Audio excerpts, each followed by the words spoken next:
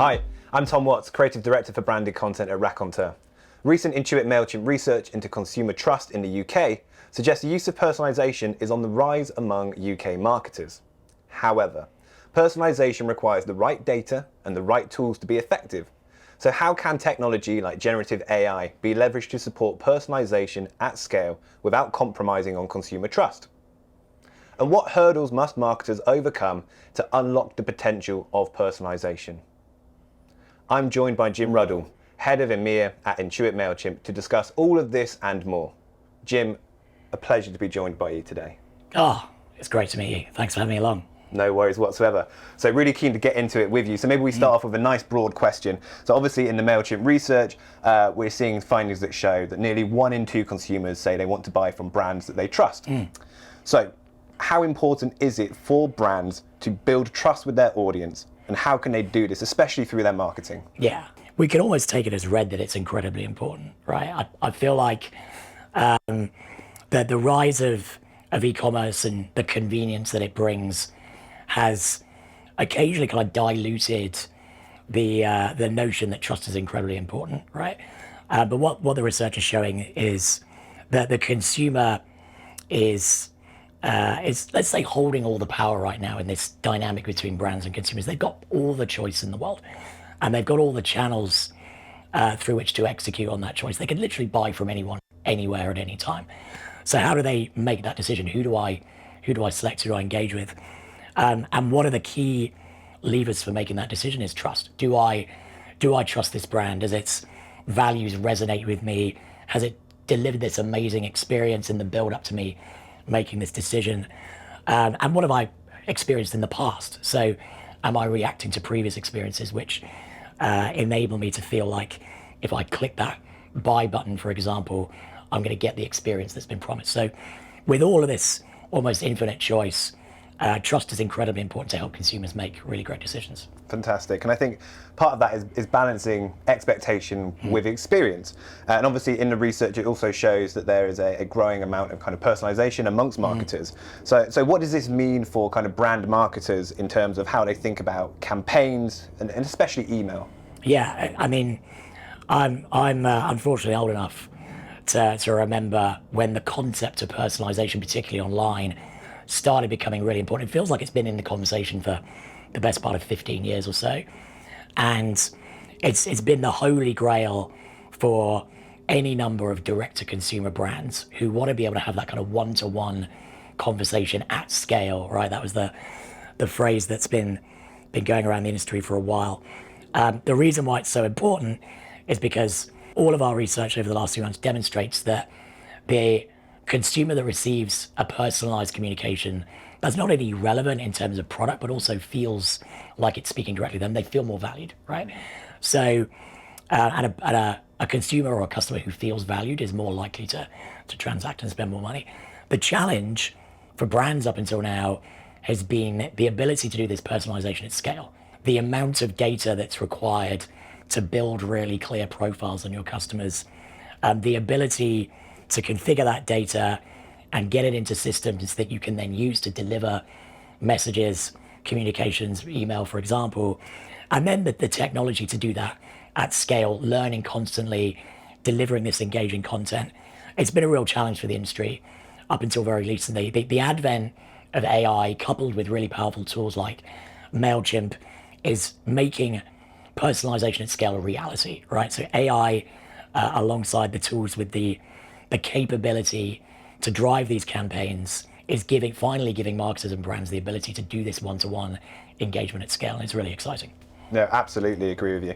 And I think, like you say there, it's about the right data, it's about the right tools, but I think a key element of this as well is ultimately trust. You know, consumers put a lot of faith into a brand when they hand over the information that ultimately powers personalization. So from your perspective, how can brands live up to this show of faith and capitalize on personalization without compromising on trust? Yeah, it's such an important question, particularly with the last couple of years with the focus both from a consumer and legislative perspective on the use of data, so privacy, GDPR, cookies, etc. And what's really interesting is, despite all of the intention and focus on the use of data, consumers are really willing to give their personal information over to trusted brands if those brands are transparent about how they're going to use them, right? So we've already established that consumers want a personalized experience. They feel valued if they get their message.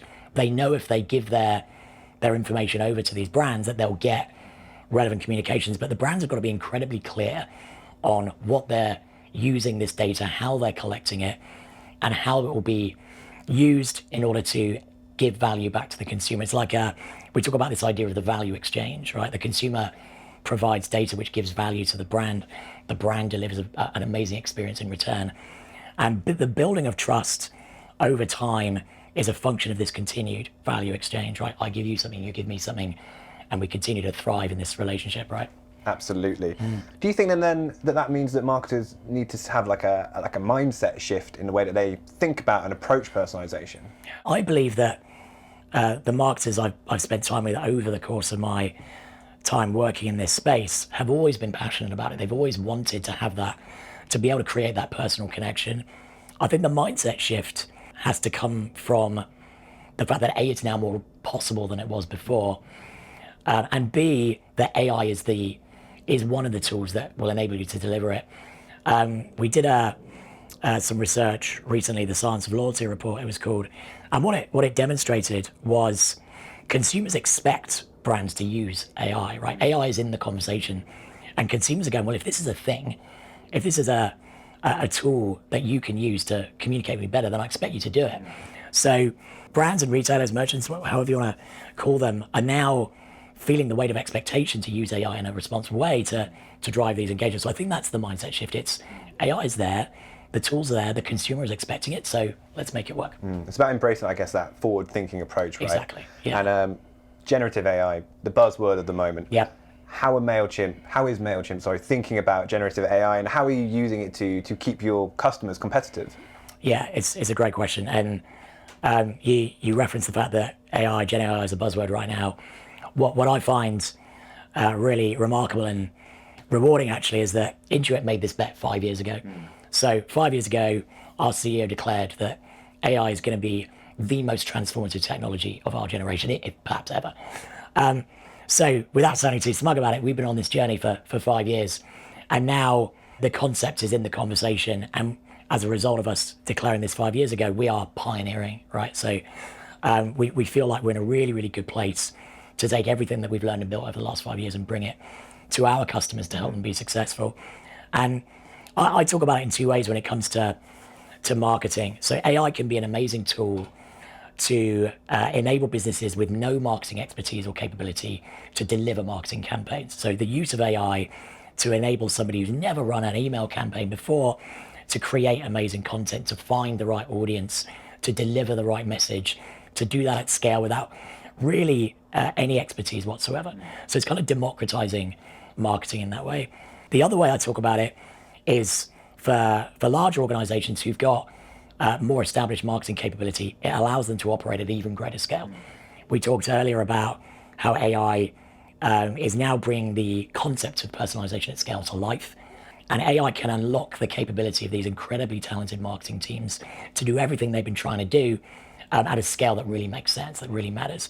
So it enables those teams to put the process and administration of marketing in the hands of AI so they can unlock their own creativity. It's a really exciting time.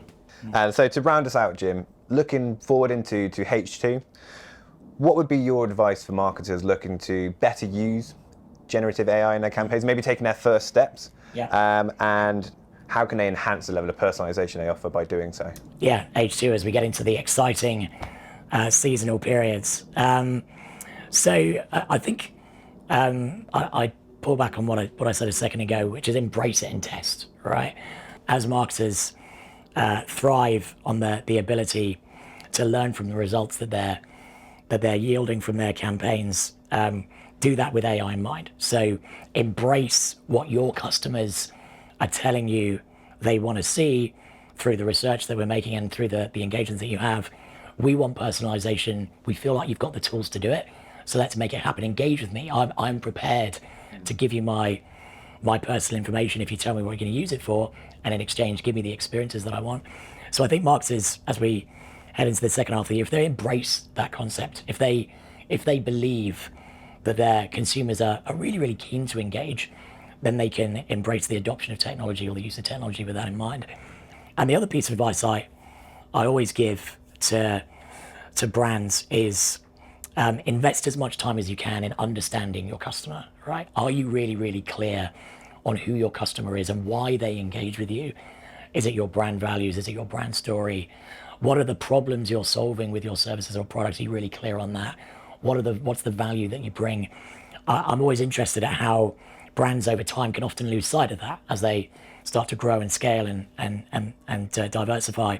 So just make sure you're really, really clear on those two things. Do I really understand who my customer are and why they engage with me? And am I really clear on my values and my brand and why we're here? And if you take those two concepts, you get really clear and you embrace the concept of testing and learning through the use of AI, then you'll have a successful second half of the year. Wise words indeed, and fantastic advice for any marketers watching out there. Jim, absolute pleasure. Thank you for joining me. Yeah, you're welcome. Thank you. Thanks for joining us today. If you'd like to learn more about how to smash the next email campaign, better use GenAI in your marketing, or just best practice around personalization, then check out the This Could Have Been an Email Hub by Raconteur and Intuit Mailchimp, hosted on raconteur.net.